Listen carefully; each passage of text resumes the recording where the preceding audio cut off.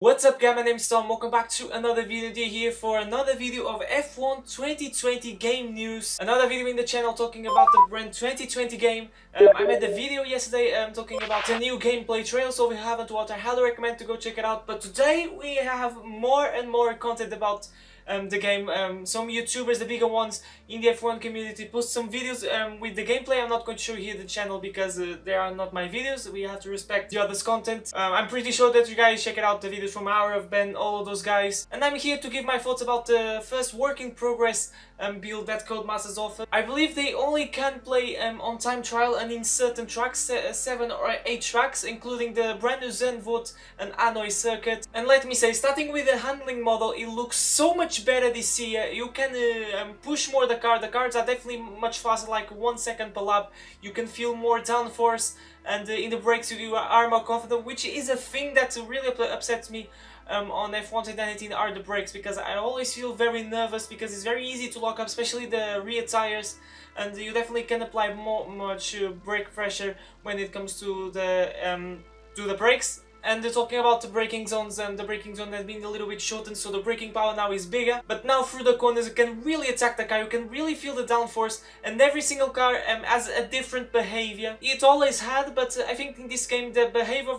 of each car is unique. You're going to feel very little tweaks here or there in each different car, and I think this never happened in previous games. I can't say that the handling model was rebuilt, but it had some tweaks here there, major tweaks, not minor ones, major tweaks that really are going to make the difference and making the driving experience more and more pleasant. Because let's be honest, in the 2019 game I don't like that much the handling model. I definitely prefer the 2018 one. I can't wait to try the 2021. And the new thing in the handling model is tire pressures. I know that we already had tire pressures, and you can play around the setup when you're in the garage, but tire setups playing influencing the tire carcass temperature, we never had that. It was more just a question of grip and tire wear. I think it never influenced the tire carcass temperature, but now in this game we're going to have that. It's going to be more challenging when it comes to tire saving, which is a thing that not really good at. But this was the introduction. Now let's go to parts. I'm going to talk about the My Team career mode as well. I'm here in the website of racefans.net, and they have everything that you need to know so far about the F1 2020 game. I'm going to read, I'm not to read that in depth, so maybe when I was reading something escaped me, and it's going to be kind of a surprise to me.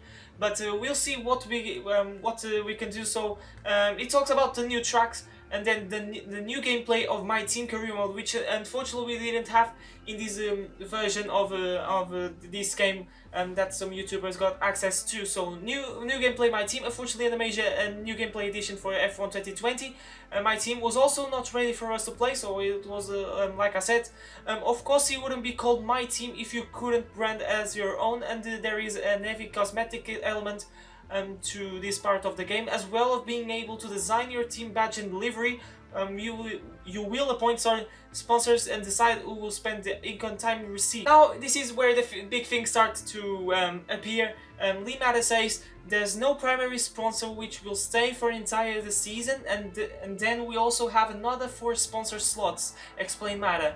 They obviously offer short-term goals, long-term goals, bigger cash spots up front in a shorter over period of time, or vice versa. Or you pick and choose the other team you want to handle the cash flow. So we have a maximum of 4 or 6 sponsors, and these objective of the sponsors can be in short term or long term. We can have a sponsor, for example, for half a season. I can consider a short term, you know. And we can have a long-term sponsor, and that can be in our team for a few seasons if we match their objective. While the sponsors available to you in My Team are fictional, which I'm a little bit sad. I wanted real sponsor, for example, Thrustmaster or Fanatec, that is official wheel of the F1 game. You get to choose the real world power unit manufacturer, so you can choose Mercedes, Honda, Renault or Ferrari. And then talking about the driver market in F2, another must-have aspect of My Team was the ability of appointing real world drivers from outside F1, and in this case we're talking about F2. We're going to have the last year's F2 cars, and then over the course of the months, once the game gets released, we're going to have the 2020 cars. It's going to come as a free update, so don't worry, it's not going going to be a DLC. You have to make trade-offs between the different demands of your drivers. Maybe there's an opportunity for a driver to go to something for one of the sponsors, and that's going to bring you sponsor bonus or increase the team's acclaim in a certain way that you either attract a better sponsor of the future. So let's give the example of Lewis Hamilton. He's really he's on this article. It has the thanks to him, Tommy Hilfiger is in the Mercedes car. Is a Mercedes sponsor. If I bring Lewis Hamilton to my team, I'm going to have some perks from Tommy Hilfiger. He's going to be in my team, and maybe I can receive a little extra for having Hamilton. So the driver in our team is going to be important, not just in terms of performance, but in terms of money, because he can bring new sponsors and better ones, and with that we can gain more money. Another thing that we have to be really careful is about our staff and our driver, which the driver now is going to be really important when it comes to the car development, because when you're in the other F1 games, F1 2019, that is the most recent, you're the only one that is responsible for the development of the car. For example, my F1 2019 career mode, I have Verstappen as my teammate. He doesn't play any role when it comes to car development. It has to be me spending all the resource points in where I want, and Verstappen doesn't absolutely nothing about it. Now in this game, it's going to be important, your teammate, when it comes to car development, because if he has good results, you're going to receive more money, obviously, and with that money you can buy more resource points. So the better results of your teammate, and you, we're talking about teammate in this case because he's going to play a new role in this game. If he has good results, you're going to receive more resource points, and that is sick. And in the staff, in the staff and your teammate management is going to be important when it comes to the morale. More morale, you're going to have a better successful jobs, you know, the less chance of the upgrades failing, and the morale is going to be determined by the good result itself, the condition of the facilities, and the holidays. That is sick. We're going to have so much things to manage. And I don't know if I'm going to be a good manager or not, but Codemasters are really thinking in everything in this My Team career mode, and that is absolutely amazing, exquisite. So that is everything that we know from the My Team career mode. So now we're going to the handling model that improved a lot. You have so much confidence with the car. You certainly have the feeling on the brakes of being able to brake so much later. You have to switch the braking assistant off if you feel benefit of the change, which is obviously aimed for hardcore drivers, so ABS off. I already play with the ABS off, so I think one of the areas where we particularly weak was how the cars brake. Yes, thank you Lee Mather, because the brakes are awful in F1 2019, you have to admit. Concedes matter. We just couldn't get the deceleration on the tire correct. That's probably the biggest change for an on track. You don't have an idea if you play with the ABS on how hard it is to run with the ABS off, because it's very easy to lock up. It takes some practice, but you get the hang of it, but you will always struggle. At least me, I struggle sometimes when it comes to braking zones. And now we have a thing that I talked about yesterday, was about the ERS system being redesigned. I talked about in the Carlos Sainz video, and it is confirmed the ERS system is going to be new, and we're going to have 3 modes and plus one of that is going to be the overtake button, where you're going to deploy the maximum energy as you can. So we're going to have 3 modes. The first one is going to be the weakest one, and the third one is going to be the most powerful one, and then we're going to have access to overtake button to deploy more power of the engine, which it makes more sense, because during a lap I can be doing 50 changes of a course solo lap,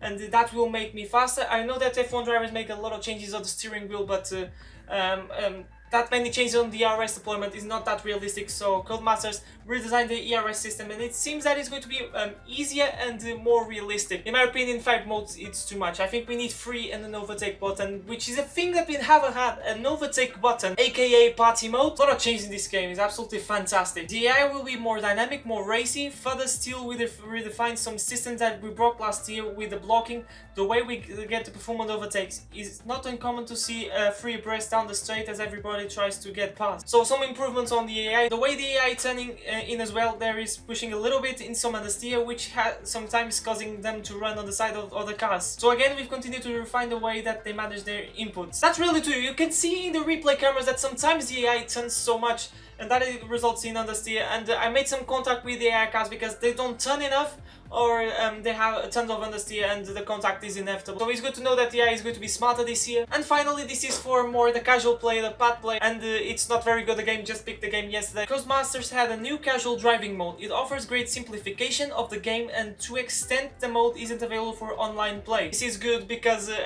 maybe this new assist can be an advantage and it can make you faster, so it's good to know that it's not available for online. It makes off-track areas easier to drive on, offers an auto-reset track option, and includes AI-assisted steering. So if you're a newbie and don't play F1 that much, don't worry, because the game is going to be easier, but at the same time it's going to be challenging for people like me that run with assists off and really like to be tested to the limit. A lot of people still struggle to remember to trigger the DRS, which is a thing that is really unusual. Who forgets to turn on the DRS? So there's an auto DRS option. Who the hell forgets to turn on the DRS? You have that little beep. That is really weird. There's an auto fuel management option. We never had that.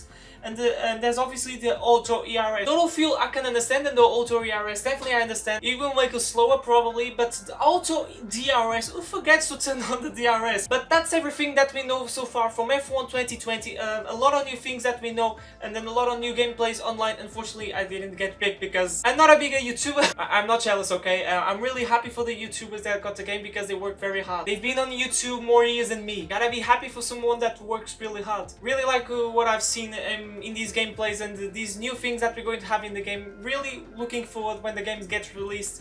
And guys, that has been the video. Make sure to smash like, subscribe, and if you see plenty more Formula 1 content and F1 2020 news content. It really motivates me to make more. If you do that, I would be very thankful. Thanks for the support that you guys are giving in these last few days. Yesterday I put 2 videos. If you could support me, I would be very thankful. But now it's time to say goodbye. My name's Tom, and I'll see you guys for a brand new video next time. But for now, it's goodbye.